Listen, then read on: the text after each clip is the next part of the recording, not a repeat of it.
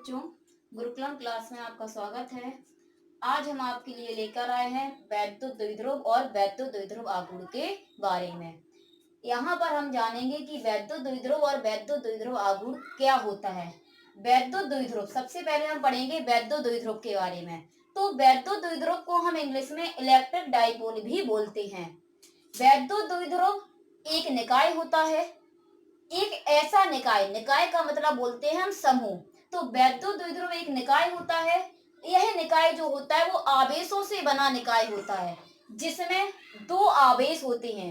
ये दोनों आवेश बराबर परिमाण, परिमाण का मतलब होता है मान, यानी इनमें दो आवेश होते हैं जिनके परिमाण यानी जिनके आवेशों के मान समान होते हैं और विपरीत प्रकृति के, प्रकृति इनकी विपरीत होती है।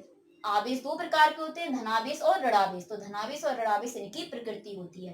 तो बराबर परिमाण के और विपरीत प्रकृति के आवेश होते हैं जो कि अत्यंत अल्प दूरी पर स्थित होते हैं। तो हम समझेंगे। सबसे पहले तो यहाँ जो डेफिनेशन लिखी है उसके बारे में हम पढ़ लेंगे। तो यहाँ पर देखो वैद्युत द्विध्रुव की डेफिनेशन लिखी है कि वैद्युत द्विध्रुव वह निकाय होता है जिसमें दो बराबर परिमाण व विपरीत प्रकृति के आवेश अत्यंत दूरी पर स्थित होते हैं।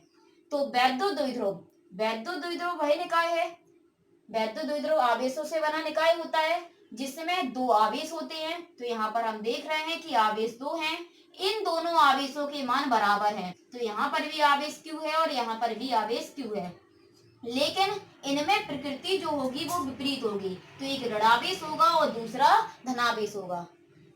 अत्यंत अल्प दूरी पर स्थित होंगे तो दोनों के बीच की जो दूरी है वो आवेशों के बीच की दूरी 2l है। तो ये 2l जो दूरी होती है वो अल्प दूरी होती है। इस पूरे निकाय को कहा जाता है वैद्युत द्विध्रुव।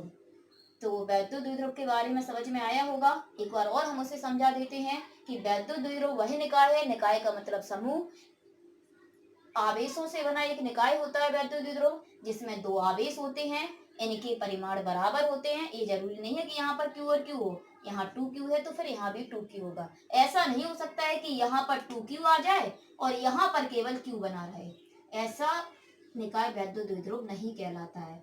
वैद्युत द्विध्रुव में जो आवेश होते हैं वो दोनों आवेश बराबर होते हैं और दोनों आवेशों की प्रकृति विपरीत होती है, जो कि अत्यंत अल्प दूरी पर स्थित होते हैं।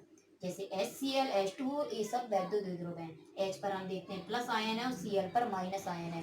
तो दोनों पर विपरीत प्रकृति के आवेश हैं और बराबर है। इस पर एक प्लस आयन है और इस पर एक माइनस आयन है। तो ये होता है वैद्युत द्विध्रुव। अब वैद्युत द्विध्रुव का होता है वैद्युत द्विध्रुव आघूर्ण, जिसे हम इंग्लिश में बोलते हैं इलेक्ट्रिक डाइपोल मूवमेंट। तो वैद्युत द्विध्रुव क्या आघूर्ण क्या होता है? तो हमने यहाँ पर वैद्युत द्विध्रुव में पढ़ा है कि वैद्युत द्विध्रुव में दो आवेश होते हैं, ये दोनों आवेश बराबर होंगे यानी इनके मान बराबर होंगे और प्रकृति इनकी विपरीत होगी, जो कि अत्यंत अल्प दूरी पर स्थित होंगे। तो अब वैद्युत द्विध्रुव आघूर्ण में क्या होता है? वैद्युत द्विध्रुव के किसी एक आवेश, वैद्युत द्विध्रुव में दो आवेश होते हैं, उन दोनों में से कोई भी एक आवेश ले लें, क्योंकि दोनों आवेशों के मान बराबर हैं तो हम उन दोनों में से कोई भी एक आवेश ले सकते हैं और दोनों आवेशों के बीच की अल्प दूरी। तो वैद्युत द्विध्रुव का कोई एक आवेश, तो एक आवेश जो है वो Q है, दोनों आवेशों के बीच की अल्प दूरी, तो दोनों आवेशों के बीच की अल्प दूरी 2l है। इन दोनों का गुणनफल कहलाता है वैद्युत द्विध्रुव आघूर्ण। वैद्युत द्विध्रुव आघूर्ण को लिखा जाता है P से। वैद्युत द्विध्रुव के किसी एक आवेश, तो कोई भी एक आवेश ले लो, तो यहाँ पर एक आवेश -Q है, दूसरा आवेश +Q है, तो कोई भी एक आवेश का परिमाण लेंगे तो Q आएगा आवेश का परिमाण। दोनों के बीच की दूरी अल्प दूरी होती है, ये अल्प दूरी 2l है, का गुणनफल दोनों का गुणा कर देंगे, कहलाता है वैद्युत द्विध्रुव आघूर्ण, जिसे हम P से लिखते हैं। यहाँ पर हम अगर मात्रक बनाएं तो आवेश का मात्रक कूलम होता है और दूरी का मात्रक मीटर होता है, तो मात्रक बन जाएगा कूलम इंटू मीटर। वैद्युत द्विध्रुव आघूर्ण एक सदिश राशि है। जब सदिश राशि है तो वैद्युत द्विध्रुव आघूर्ण की दिशा भी होगी। तो वैद्युत द्विध्रुव आघूर्ण की दिशा कैसे निकालते हैं? वैद्युत द्विध्रुव आघूर्ण की दिशा होती है ऋण आवेश